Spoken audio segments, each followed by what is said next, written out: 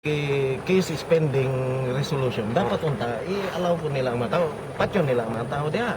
What more karon Wala. kung halimbawa kung tinuod ang istorya kay nakawid na nagdipok yapon sa CDO si Ya, pwede ra ba di ano ko ni mga tao diha? mo gani na vested right ug legal right ng kalainan sa duha. So sa ato pa na mga butang nga nay remedy sa balaod pero sa tinuod na panghuna-una sa tao mahirap ang remedy kadto ang point nga tawag na human rights kinsay sad ang diri sitwasyon ang para sa mo amanggon dili ang tao dili ang pagsala sa ayon sa agency itself sala sa estado mo na kung gahapon ni istorya sa akong kauban nga kung namay sad ang diri nga sitwasyon sala sa gobyerno. So gabangdaan ang duha ka ang small scale ug ang large scale gabanggaan ng duha nga sa taas na duha na sadan mo na among ginatan-aw sa general nga perspective sa problema.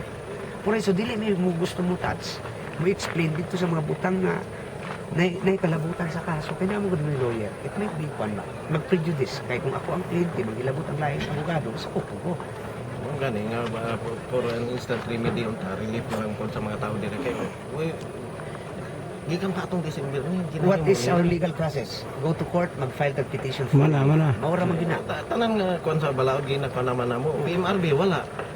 Panalo It doesn't mean arbitrators ka wala. kung gidinay sa tuwa sa isa ka korte ang isa ka butang na wala na tayo remedy na patay mga appeal and everything dili magud madalag shortcut tanan Dili lagi madalag shortcut pero dili pud mapuspon ang pagkaon. mo gani dili lagi postpone let's follow the law pwede naman tamo kaon nga na kung malay mining di na ba kaon hasa yung Dili tanaw na it's tantamount of reading as dito na di na murag na natin tendency na di ta mo tuod balao.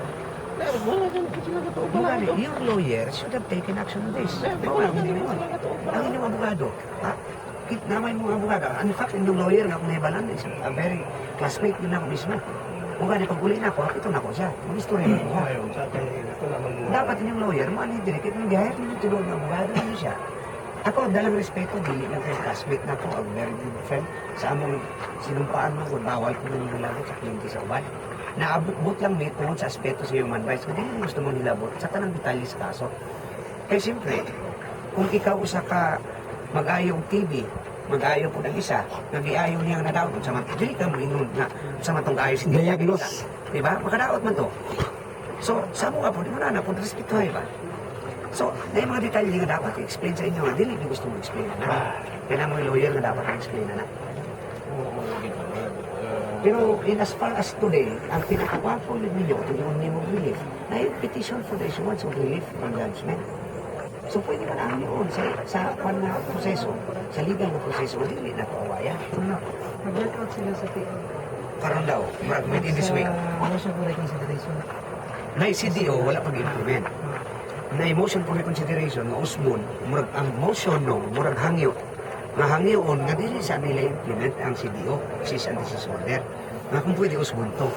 Ang temporary restraining order na TRO na ginatawag, i-stop ng CDO, gina-work out na daw sa inyong lawyer karon. Ang nakaibalo anay ng mga kauban nga istorya na to dito ba? Mga leader-leader po ninyo, municipal local government. Sa gani